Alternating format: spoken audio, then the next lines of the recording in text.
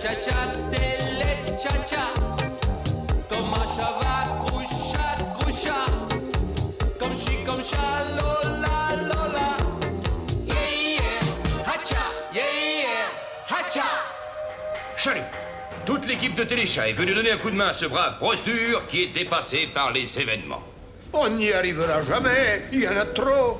Ça va durer encore longtemps. L'électricité me monte à la tête. Mais enfin, brosse dur, vous l'avez pendu la tête en bas. Il fallait le poser sur le bureau. Et je sais plus ce que je fais. Je suis trop vieux, foutu. Et celle-là qui bouffe les archives.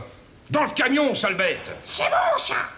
Laissez-la faire. Ça fera toujours ça de moins arrangé. Tiens! Le reportage sur les objets timides qui rougissent. Ça fait 5 jours que je le cherche. Et la Lola me la patte dessus après 1 minute. C'est un signe, brosse dur. Il ne faut pas se laisser abattre. On passe le reportage, on retrousse nos manches et on se met au travail.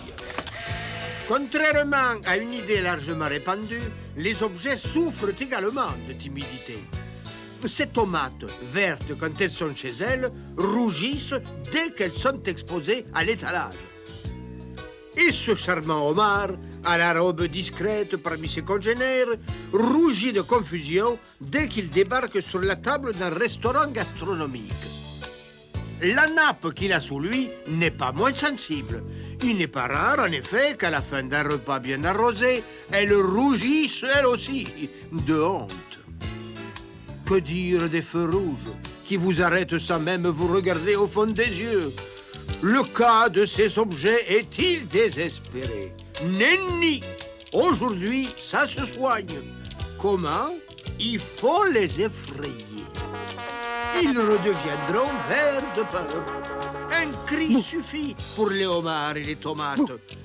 C'est plus compliqué pour les nappes, car pour elles, il faut pousser des beuglements atroces afin qu'elles redeviennent livides, blanches d'épouvante. Ça, c'est du reportage. Pas vrai, bon moment? Le public a bien aimé? Je n'en sais rien, moi. Je fais plein feu tout le temps pour aider brosse dur. C'est quoi ce machin? Et je sais pas, cessez de me torturer. Mettez la cassette dans le magnétoscope, on verra bien. On envoie comme ça sans savoir ce qu'il y a dessus? C'est pas dangereux? Et maintenant, pour la première fois à la télévision, nous allons passer un truc qu'on ne sait même pas nous-mêmes ce que c'est. Soyez les premiers à découvrir la télésurprise.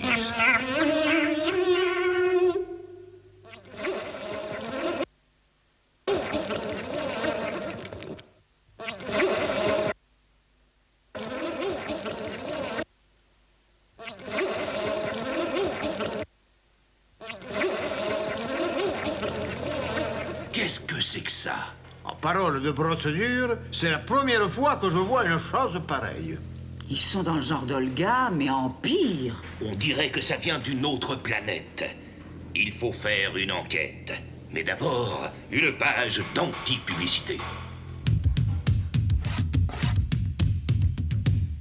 Un moment de détente et de confort grâce au thé nul en sachet. Une sélection des meilleurs thés asiatiques. Comme quoi, le thé nul, ce n'est pas la détente ni même la guerre froide. C'est la guerre bouillante. Bravo, les produits nuls. Je suis touché. Réfléchissez, brosse dure. Quand vous êtes arrivé avec les archives de Téléchat, est-ce qu'il y avait déjà des cassettes et des films dans les tramways? Non, des parapluies, des chapeaux, des écharpes, des sacs de dames et une machine à coudre. Rien d'autre. Pour moi, ça vient d'une autre planète. Des martiens? Ils sont venus et peut-être qu'ils sont encore là. Chalut, à demain si on veut bien. Chalut, chalut, à Téléchat. Chalut, groucha, chalut, Lola. Chalut, les chats et les choix chauds. Yeah, yeah, hacha, yeah, yeah, mambo. Hacha.